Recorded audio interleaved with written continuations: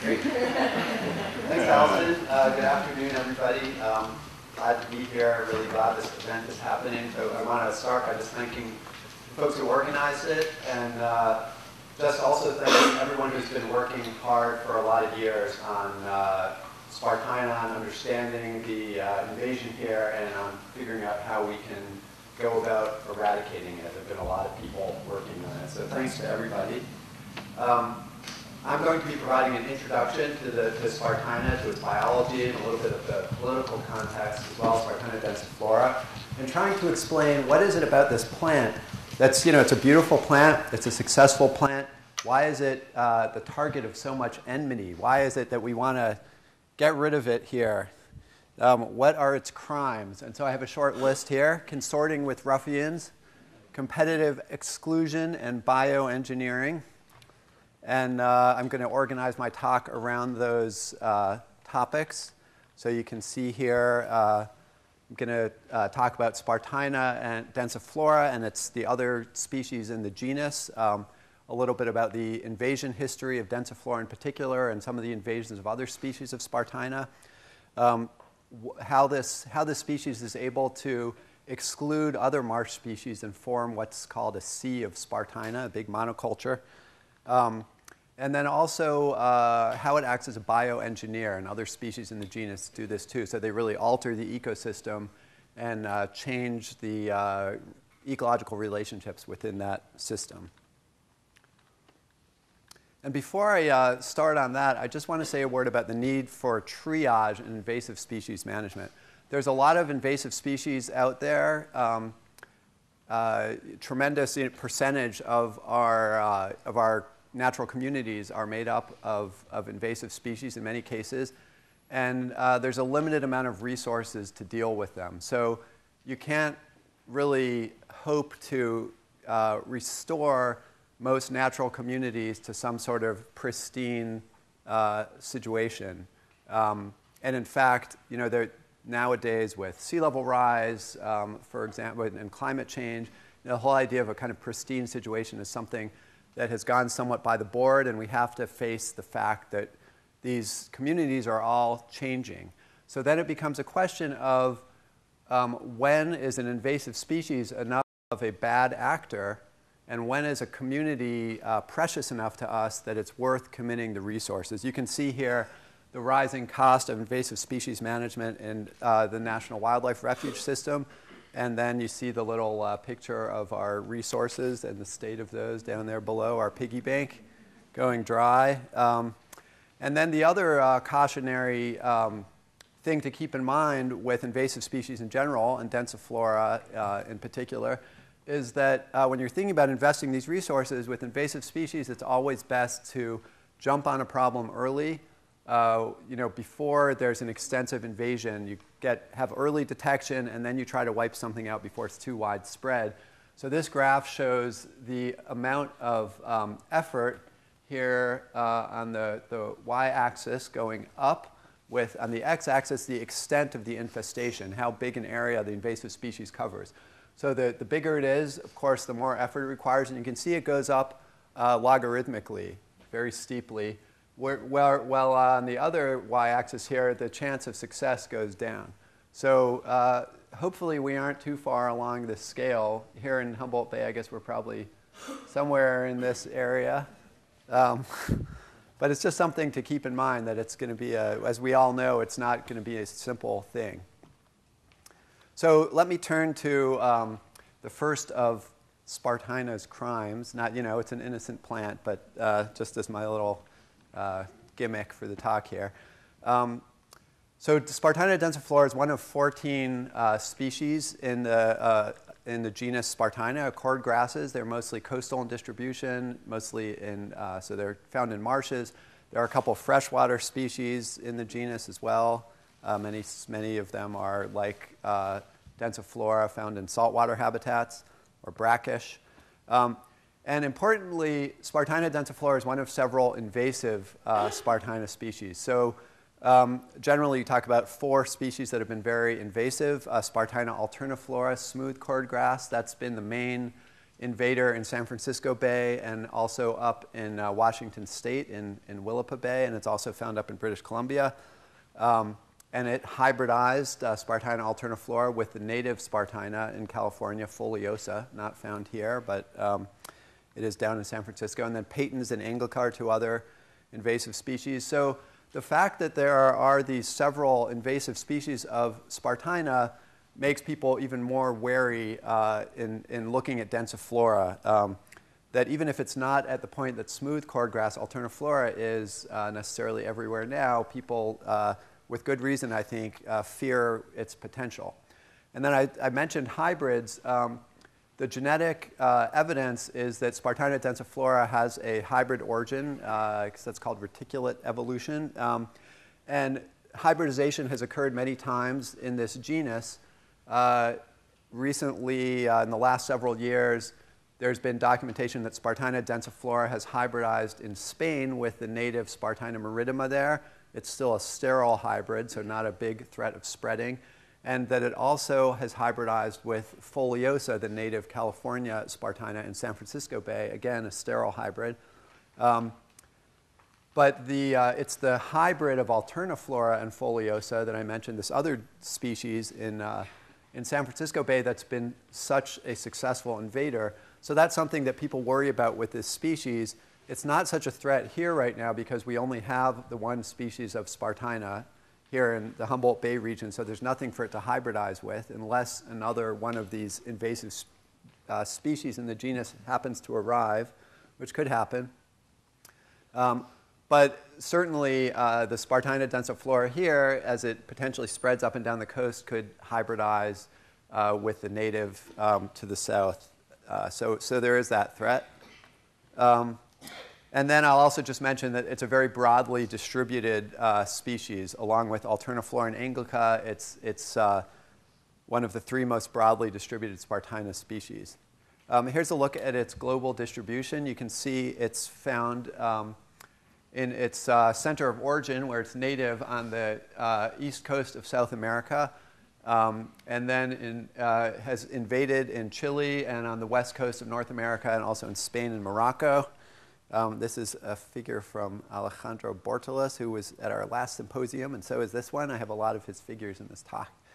So this is a hypothesized route of invasion for the species, first from Argentina to Chile, and then up to Humboldt Bay, possibly as solid ballast on ships that were coming up to Humboldt Bay to get lumber to bring back down to Chile.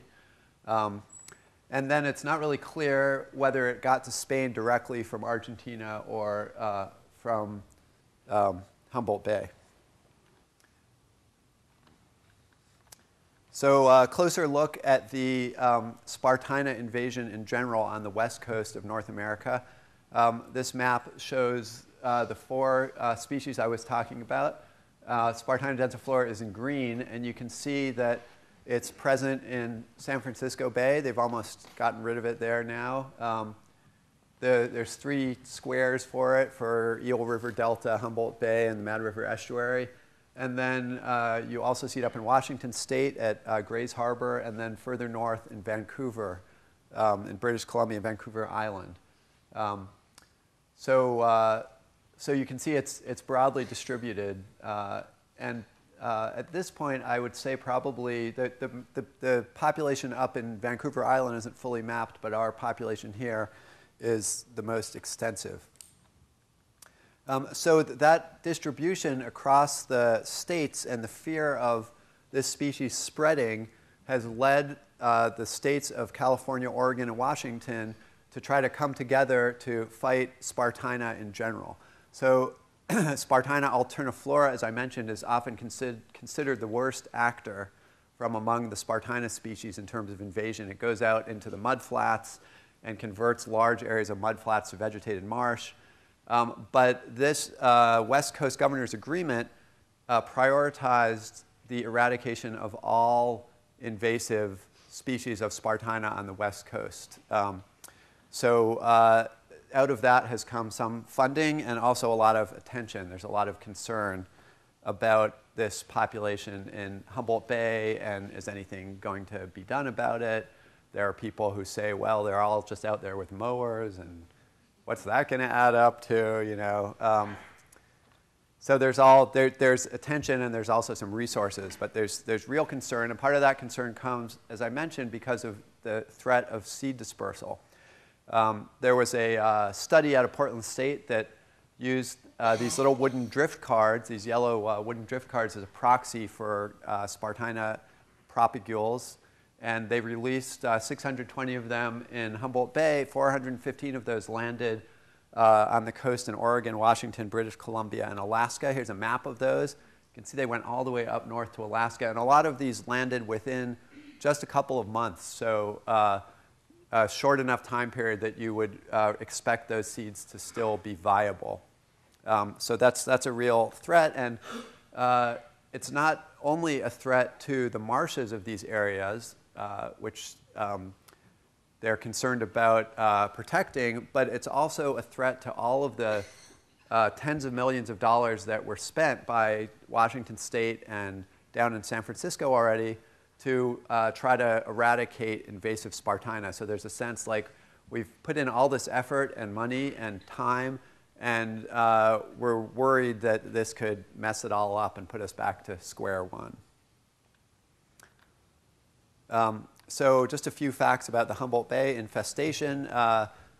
Probably arrived about 150 years ago from Chile, I was mentioning. It wasn't recognized as invasive until the 80s. It was thought to be a variant of the native Spartina foliosa, and actually it was planted by the Corps of Engineers. It was brought down to San Francisco Bay under that assumption that it was a native. It's still spreading here in the Humboldt Bay region into the upper marsh and possibly onto the margins of mudflats. There's about 1,700 acres of infested marsh, more or less. Maybe someone can correct me if I didn't get that quite right. Here in this region, in the three adjacent estuaries, the Eel River Delta, Humboldt Bay, and the Mad River Estuary. And it's found in areas of mixed land use. So there's natural areas where it's found agricultural, adjacent to agricultural areas, and adjacent to urban areas.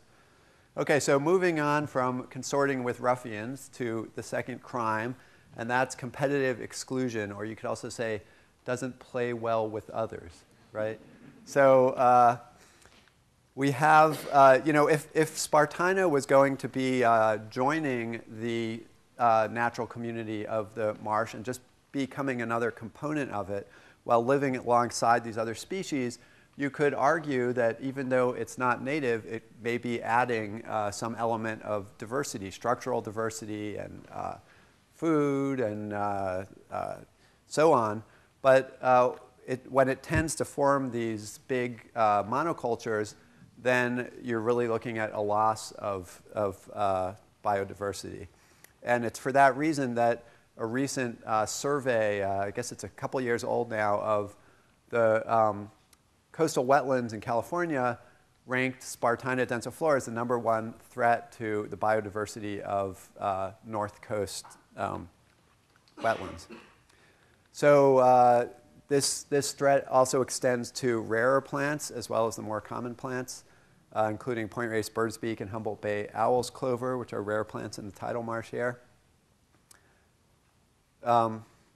And why is it able to do this? Why is it able to elbow out these other species?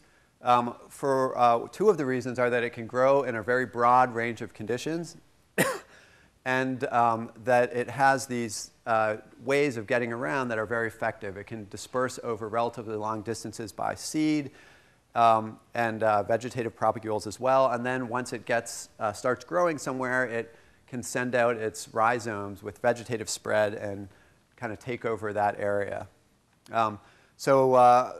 First talking about its ability to grow in a range of habitat types. This is a figure from Annie Eicher's work back in the 80s, where she looked at the tidal elevation where different marsh plants are found. Spartina densiflora is the second one from the top there in the light green. And you can see it covers a pretty broad range, not the broadest of the species seen here. You might have to say pickleweed, which is the top one, would take that prize. But I think if you were to collect the data again now, as I mentioned, Spartina has been spreading into the higher elevation marshes. We also see it on the margins of the mudflats. So you might see that it's kind of changing and becoming more adaptable and possibly moving into other areas. And it's, it's so adaptable that Jesus Castillo, who's a researcher in Spain, has found that it can grow fairly low in low tidal elevations, and that it'll switch from being a perennial to living for just 2 years when it does that. So it kind of changes its life history in order to occupy another area. I'm just going to show you some pictures of Spartina in different types of areas, and you can see that it's very plastic, not just in terms of where it can grow, but also in the growth form that it takes. So I think this salt marsh at Jacoby Creek mouth may now be eradicated. Is that right? So this beautiful picture is no more, but you can see it grows very big and bushy, sometimes in a tidal marsh, and I believe this is like a middle elevation marsh here. Brackish marsh at Mad River Estuary. I don't know if you can tell from this picture, but it tends to be shorter, less bushy, and kind of very dense in a context like this. Then you can see it here on the edge of the mudflat in Humboldt Bay, growing very sparsely as well. I'm going to show you some pictures from Argentina so you can get a sense there about how it grows in its native area in an even broader range of habitats. This looks maybe like a marsh we'd see here, muddy marsh. Another muddy marsh, but here you can see it's kind of smaller and very densely growing together. Here it's growing on rocky marsh, and which is a very kind of interesting phenomenon. And it's actually reported as growing on rocky marsh up in Vancouver Island as well. So it seems like this isn't just an ability that comes in the native area, but there's enough genetic diversity here as well in the invaded west coast that it's able to do this. That's Alejandro's kid there, not Spartina. But you can see it here growing even more impressive on this very rocky area, and here even more impressively on volcanic rocky shores. So it's a tough plant that can grow in a lot of areas. And this is old data, but just to support the idea that it's still invading the high marshes here. This is occurrence data from Mad River Slough, where again it's been eradicated for the most part, if not completely. And you can see in the late 80s, it was a very low frequency, and then much higher frequency already by the late 90s there in the higher elevation marshes. So now just talking about dispersal for a minute. This is a picture of seedlings, Spartina seedlings, and as I mentioned, they can disperse a fairly broad distance. We'll hear more about seeds in a talk later. They can grow up through closed canopy of other plants and through sediment as well, so they're pretty tough too. And then, as I mentioned, once it's established, it can send out these rhizomes to spread through vegetative growth and form these solid stands. Now moving on to the last crime of bioengineering. So one of the things that Spartina species, many of them do, is to trap sediment really well. And in fact, alterniflora has been used in China and in other areas to try to reclaim flooded lands when people weren't thinking so much about invasives, but were thinking about other things. And densiflora doesn't do that quite as well. It doesn't grow out on the mudflat, but it does do it, and gradually, I think you could see it marching out onto the mudflats and converting them to vegetated marsh. In fact, in Washington State, where a lot of mudflats were converted by smooth cordgrass, Spartina alterniflora, even after they got rid of those cordgrass stands, they're still, instead of having it return to mudflats, they've now got a native vegetated marsh because they can't get rid of all that sediment that was trapped there. So there's a real transformation that goes on. This is just a really cool picture, so I had to include it, of the root mat that forms in these rocky shores that you saw some pictures of from down in Argentina. And actually, if you look at the soil in invaded marsh, even after you've restored the surface to native plants here in Humboldt Bay, you can find a really thick root network that takes some time to break down. So you can imagine how that would change the benthic infauna. We're going to hear a lot more about primary productivity. People talk about how it fixes a lot of carbon, and maybe it's important for the ecosystem in that way. but it's also has very low turnover. You look out at a sea of Spartina, and there's a lot of dead leaves there just standing for many years. It excludes the annual species that turn over more quickly, and there's a possibility that's having effects on algae that I think we're going to hear about as well. In terms of habitat that it provides, relationships with other species, it seems to support a different community than native marsh. We'll hear more about birds and bugs later on today. It is used by deer, rodents, and crabs in Argentina, and appears to be browsed or grazed here in Humboldt Bay. I'm not sure by what. Maybe other people know. And is probably also providing cover. So it is doing something, but again, when it's becoming the only thing out there, that's a loss of biodiversity and not a gain. So just to kind of wrap this up, I would say that Spartina densiflora, when you compare it to Spartina alterniflora, for example, is not as much of, it hasn't shown the same kind of bad action as alterniflora has, particularly in the sense that it hasn't, I think, quite as much threatened human economies. It hasn't cost people maybe quite as much money. So if you look up in Washington State, Spartina alterniflora goes out onto the mudflat and converts that, and there's a big oyster growing business up there. So that's threatened by Spartina alterniflora. It also grows into flood control channels in San Francisco Bay, and it makes it really hard to keep those open and to keep areas from flooding, and that can cause a lot of economic impact. So densiflora hasn't really shown that kind of economic impact. It's threatening more, and it hasn't threatened rare plants either, or excuse me, rare species, endangered species, in the same way that we've seen in San Francisco Bay, or changing the mudflats that are so important for migratory birds. But so it's a little bit more difficult to make the case, like we need to spend millions of dollars to take care of this right now. But I think, ultimately, in my mind, one of the most compelling reasons that we need to look at it is that, we have so little marsh left. This is a slide. This slide here shows the historic and current extent of tidal marsh. The current is in red. It's about 10% of what we had historically. So we have just these little bits left of what used to be out there. For that reason, I think it's really important not to lose the diversity that's in those pieces. And so that's why I think it's important to make this effort. But having said that, it's also the research that you're going to hear about today, and the thoughtfulness that's being brought to this control effort, I think is really vital, both so that we can make the case to regulators and funders and to the public at large about why we need to do this, because it's not, it's not a no-brainer, really. And also because we want to do it intelligently in a way that's efficient and economical, but also that doesn't cause any harm. That's been a big issue in San Francisco Bay. What is it doing to the clapper rails to be eradicating Spartina? Is it going too quickly? Is it going to, and there's concerns here about erosion when you control Spartina. So we have to be doing this thoughtfully, and that's why I'm so grateful for all of the folks up here doing research and doing the control efforts with so much thought and experimentation, and I'm really looking forward to hearing what they all have to say.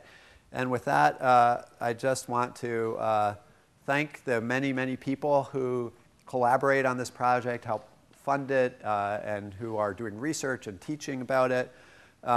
This is just a partial list. There's too many people to list. And if there are any comments or questions, I think I have just a couple minutes to try to address those.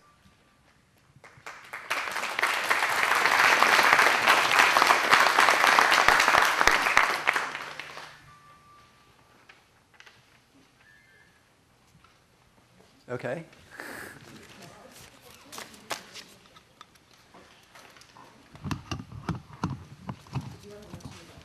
Oh, yes. I just wanted to mention we do have some wonderful gray literature up here for Spartina wonks out there. These are the proceedings of the 3rd International Conference on Invasive Spartina from back in 2004. And there's only 6 of them, but let's not have like a repeat of Black Friday and no pepper spray or anything. But I can always try to get more copies if someone wants.